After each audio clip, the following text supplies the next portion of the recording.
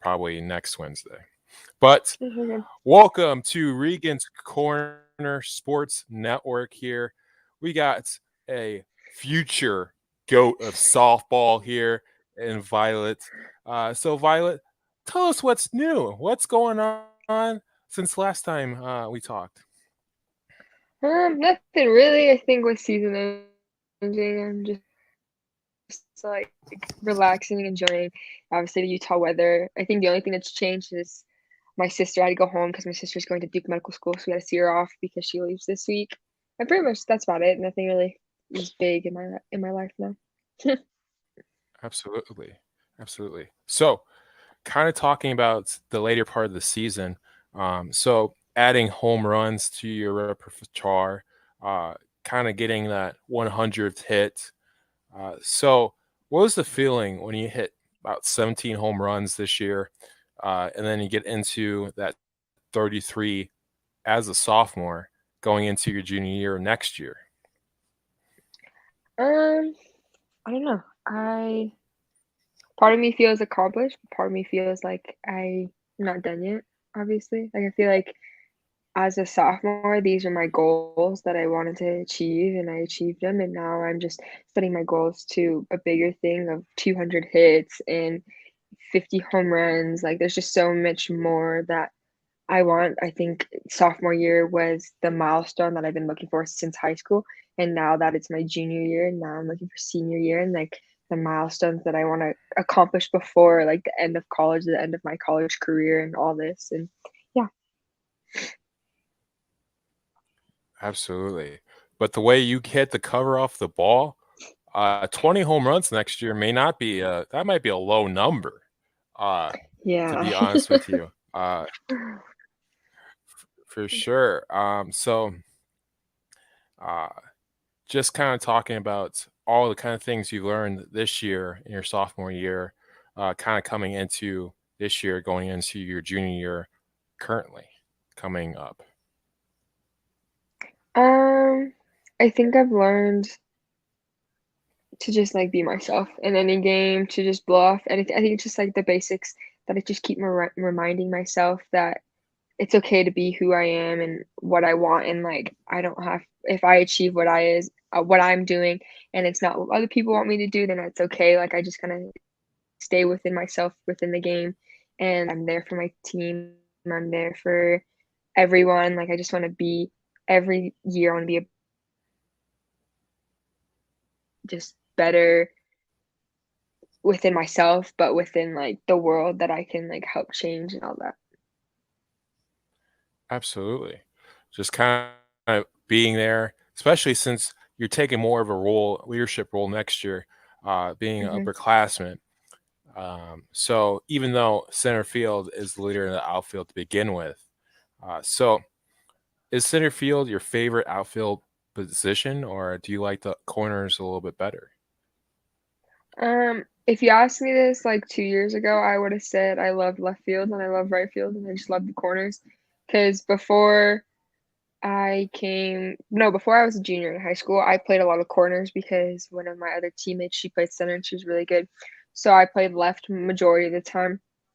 But then as I got to college, I played center and it just kind of clicked back. Like my parents thought center was the role for me. Personally, I was like, I like the corners. It's just you get more action, blah, blah, blah, blah.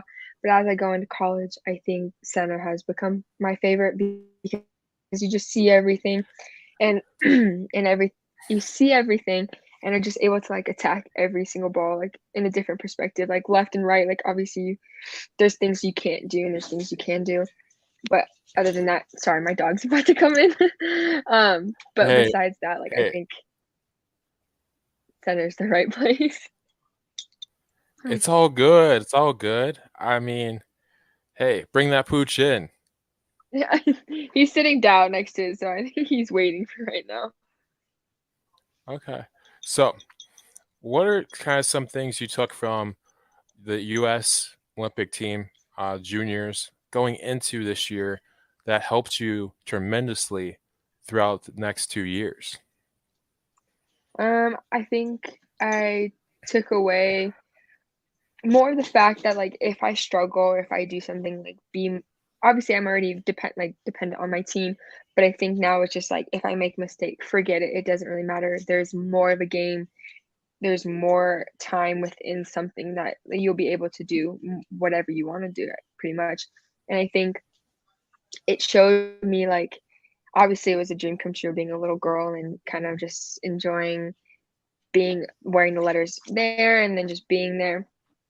I think it gave me the insight of like I can accomplish anything I want as long as I stay within myself, forget mistakes if anything, and just kind of like believe that I can do it because I can achieve it.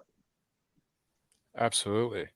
So, kind of going into that experience a little bit more, what was kind of putting all going to travel all over the world, representing that USA on your shirt and stuff like that, and on your uniform, kind of means to you, and kind of how was the experience from a even more depth kind of thing that you experienced?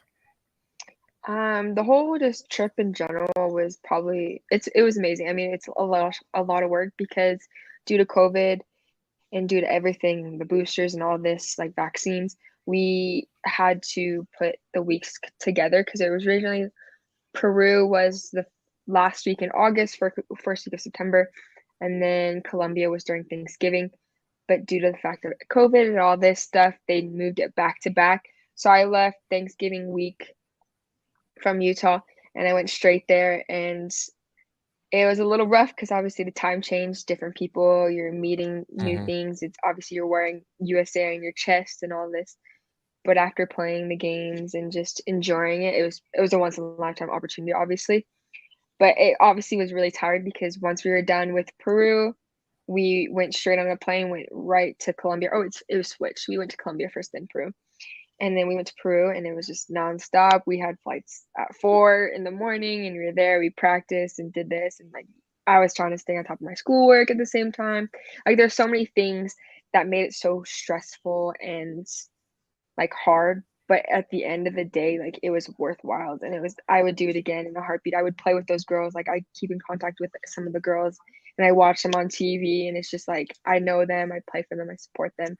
So I think out of this trip, I just enjoyed everything. And obviously, a lot of time and effort goes into it and a lot of stressful activity. But it was, end of the day, there's nothing I'd rather do than play the game I love.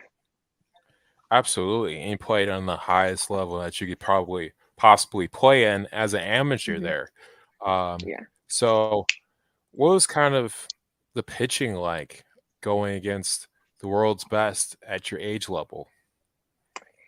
It was definitely a little different because obviously in the States we don't allow crow hopping, but back in their international crow hopping, you can do that. Like, and it's just different. Like a lot of teams aren't the fastest, but they have spin. But when you do get like playing Chinese Taipei, like she has a nice screw, she has a nice rise. Like they teach that, and it's different than what we got taught in America. So it's just kind of like I don't know. It's just different, and like the pitching was different. It's just I don't even know how to explain it. I feel like you just have to experience it. But it was like it was pretty cool to see like these girls playing like softball because usually like we only know people in the States. Sorry, this is my Absolutely. dog. Get out of the It's way. just that's a pooch. I mean, so what's how it was kind of hitting against a rise ball with somebody crow hopping? It's definitely hard because the timing is different because you have to like obviously co-op it, that's my perspective on it. So you kind of have to like wait and just kind of like attack, but you have a slow blow and all this stuff. And it's just different too because it's like co-op is making you go a little faster as well, and you're pitching, so like coming as a rise ball coming up at you and kind of changing the level of your eyes and the speed. It's just different, and I don't know. I don't think I would want to do it again because it was kind of hard for me. But at the end of the day, like I feel like as I get used to it, like it's something that I can master. Absolutely. So, you playing in a couple state championship games, I'm swimming over to your high school days. Uh, our local team here at South Central potentially going for their first state championship. What would you say to them, uh, kind of going into the eves of that Mhm. game in the first kind of championship game that you experienced? Enjoy the moment. Um, High school is people say high school is your best 4 years of your life. Yes and no. It is honestly the worst 4 years of life, unless you're playing a sport. But those are the years you're gonna remember more than anything. Like, you're gonna remember college, you're gonna remember like really? You're gonna remember, like, maybe 2 things from each year, and that's about it. High school, you're gonna remember all of it. I remember to this day what I did my junior and senior year with my boys on the field and all that. I think going in is obviously cherish the moment, but don't get ahead of yourself. Don't be too cocky. Like, it can be to the limit, like, and just be who you are, because if they come out cocky, be like, "Oh, it's just champs, blah blah blah, this and that," they're gonna get ahead of themselves. As long as you maintain yourself and maintain one pitch at a time, more than likely you're gonna come out on top because they're not expecting it. They're expecting you to be overhyped. It's your first time. You guys are gonna be nervous. Nerves are totally fine because if you have that, that means you love the sport. You're gonna enjoy the sport. You're gonna learn from it. So having the nerves, great. Be confident in yourself and like don't get ahead of yourself and just enjoy it because it's once in a lifetime opportunity. Absolutely. Great advice from one of the goats of softball, or going to be one of the goats. So kind of on your off-season training, what are some aspects and stuff that you love kind of doing going into the weight room and kind of perfecting your craft?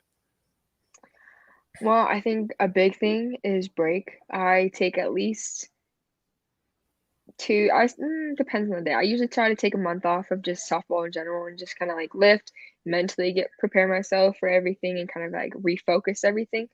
But I get too anxious, so then I start hitting. But I probably take a month and a half away from my arm instead of throwing, because you want to make sure you're going a whole year of just hardcore lifting, hitting, throwing, playing a game that's already stressing your body out. So taking that break and taking that time to mentally refocus and all that, that's a big key for me. But as I go into the weight room and all this, like, I talk to my sister a lot because she is technically my hitting coach and like my trainer and all that. And I Yeah, just talk to her and talk to Garrett, who's her boss, and we talk about, oh, my arm's hurting, my ankle's hurting, there's something about it.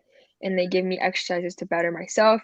But as I put it into the weight room, I wanted to lift heavy, but with explosive. I want to be able to PR on a deadlift and then go sprint and be able to have full mobility and range of motion in every part of my body.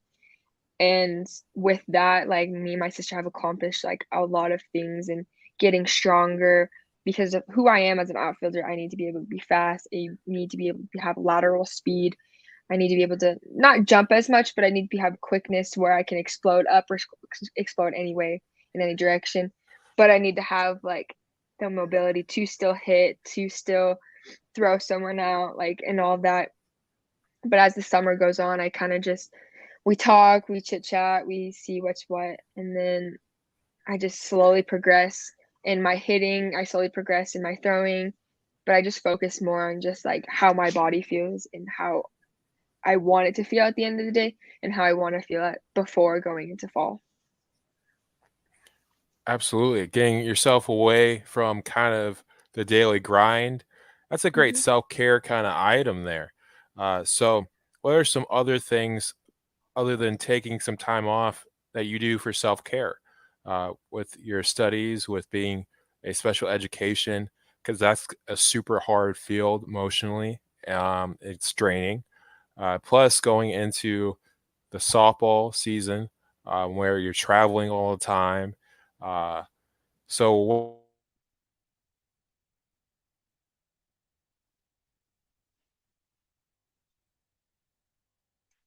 Mm,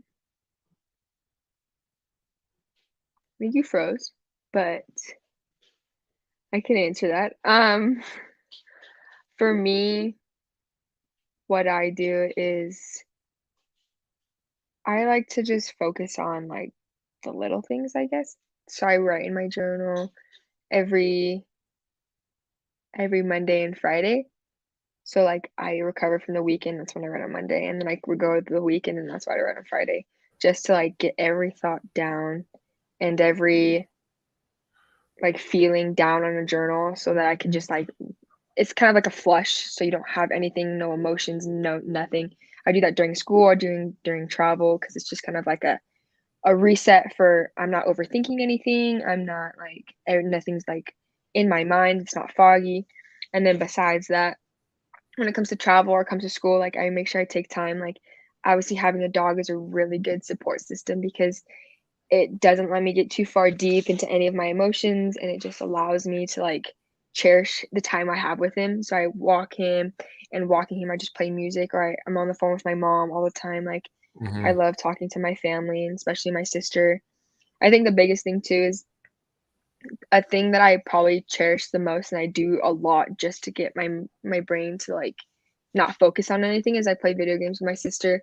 It's more of, like, a mental reset and, like, a refresher because it's, like, any anger I can take out, I can take it out on the video game, or I can do this or I can do that because it's just I'm playing with my sister, I'm playing with her boyfriend, nothing matters. It's just us enjoying having a good time, having a good laugh, and enjoying what it is because obviously, like, you're only living one life and I only have one sister and she's moving across the country to go to school, and so I won't be able to see her as much. So it's just kind of like enjoying family. That's what helps me a lot to mental reset and just to reset in general is just talking to my family and opening up to them, expressing what's wrong so I have someone to talk to and just breathe through my everyday activities.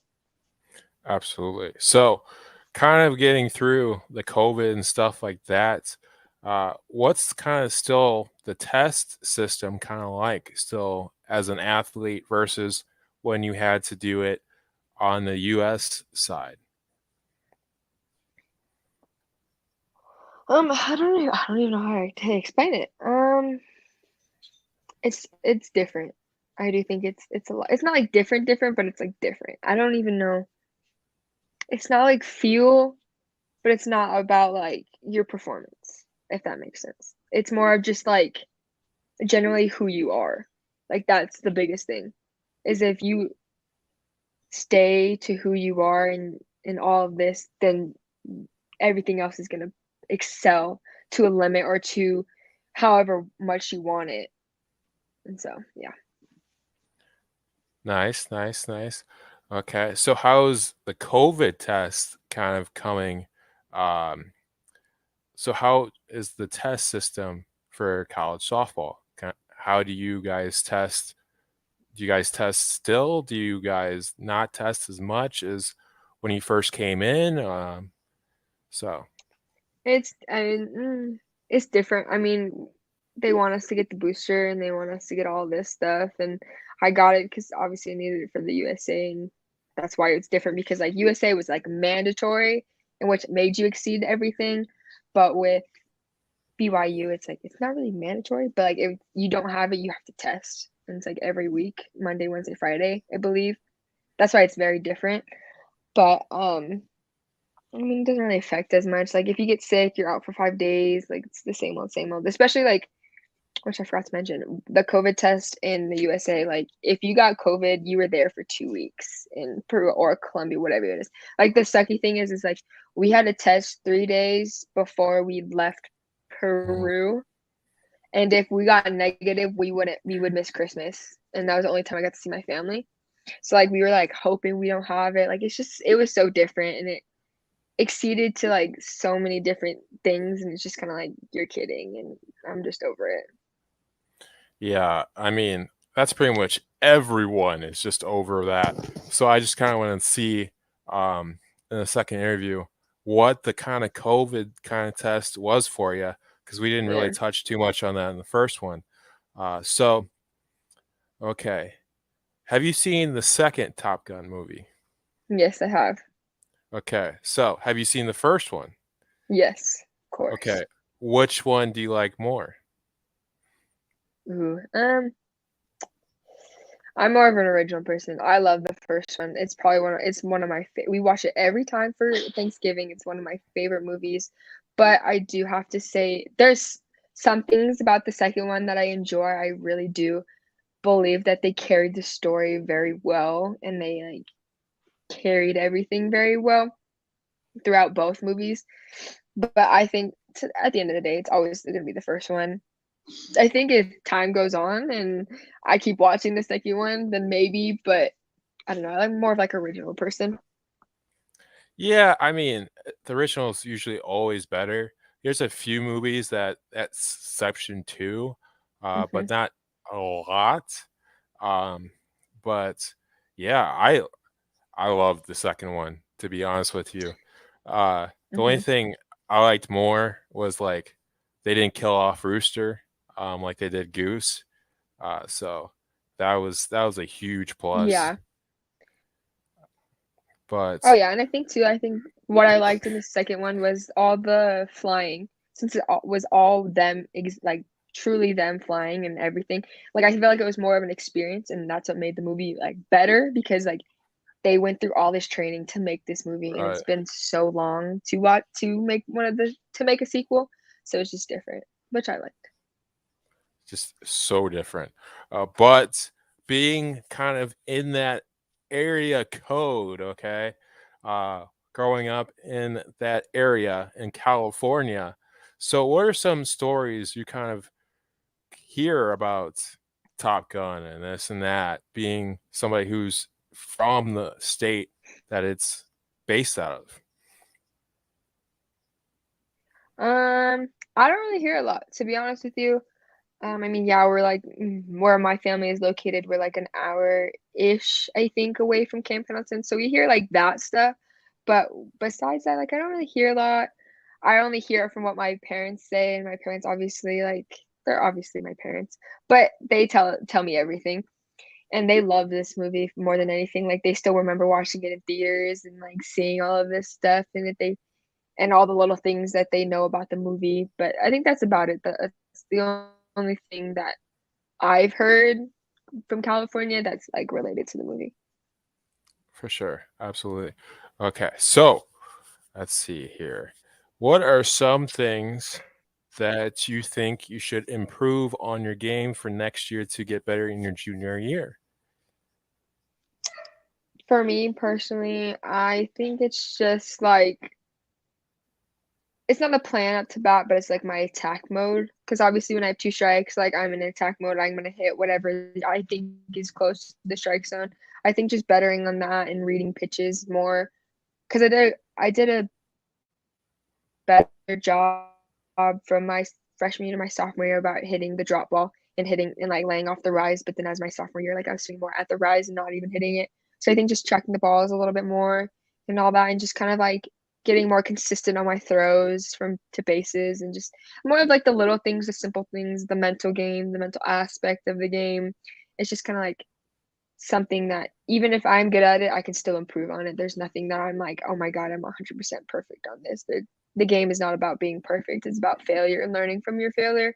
So I think that just looking back at my mistakes and kinda just tweaking what it is and just understanding the game and everything about it. Absolutely. So, what is your approach when you have two strikes on you? Honestly, probably just swing. That's literally it. There's nothing good goes in my mind. I sing a song, I usually blank, I'm usually like, "Do, do, do, do," like, there's nothing really in my mind in general, but I just think just attack. If I think it's too far out, then it's too far out, but if it's anywhere close, just swing and swing hard pretty much or just touch it at least. Absolutely. So, what are some advice in our closing kind of talks here in our second interview? What are some advice you would have for the younger generation coming up with recruitment process and with kind of grinding it out in like the AU scenes and stuff like that? The recruitment process, it's hard. It's mentally hard, it's physically hard. It's just draining because it's like for me, I was recruited when I was in 8th grade before the rule happened and it came that you can't commit or like even talk to a coach until your junior year and all this stuff. So I think it's definitely hard and it's different because like being a senior and junior in high school and you getting it, but you technically don't know what school you want to go to, like it's hard. I think the best advice that I give is obviously pick a school for the school. Obviously, you want a great program, but pick it if it feels like home, it feels like home. When I went through my recruiting process and everything, I loved every school, and every school had what at the time what I wanted to be. Obviously, I changed it, but I picked it because it felt like home. Even though I'm not LDS, I'm not a part of the church, and BYU is big about LDS. I still cherish this. I enjoyed it. It feels more like home. The coaches support me. Like you have to do what's best, even though it might not even be close to your parents across the world or whatever. If it feels like home and you enjoy it, that's the best advice I can give you on that one. With the grind, you just have to grind until you get to college. It's gonna pay off. Everything you do from when you start the sport or when to your ending of the sport in high school, you're gonna cherish everything, and it sucks, but it pays off. Everything that I've done since I was 5 or 4, I don't really remember. It obviously paid off. Everything I've done, and I'm here now, about to be a junior in college, and just trying to exceed the limits that I can and break things. That sounds bad, but like break records and all of this. Like that's what I wanted to do as a kid. I grinded till I literally hurt myself sometimes, but I'm like at the end of the day it's worth it. I have the best medical here. I have the best coaches here, the best teammates, the best family to support me. Everything I have is the best for me because that's how hard I worked in the beginning. Absolutely. We're always a pleasure having a Readings Corner athlete on here. And this is probably the first time ever we've had the athlete on the month get interviewed in her month or his month. So, Violet, you're checking off you're checking off boxes that you don't even know you're checking off of. I know. I know it's weird. It's it's that's just what happens when you're that good, you know? Just, Or it just happens when you don't even know. Sometimes the best parts and everything that you want in life are gonna come when you least expect it. Because honestly, abs what freshman year, I could care less if I checked boxes or broke boxes. Like I'm only breaking records, checking off boxes for my sister. Like I'm playing for her. That's my biggest thing. No matter what anybody says, yes, I'm playing for myself. But at the end of the day, anything I do, anything I accomplish is one because of her and two for her. There's nothing else that I would rather do. Like, yes, it sounds cool to have it on my back, but at the end of the day, honestly, softball is just softball for me. I just play it. I love it, and it's more of just like a mental release and school release, and everything else kind of just goes away when I step on the field. Absolutely. Absolutely. So, stay froggy, my friend, and have a great day. Thank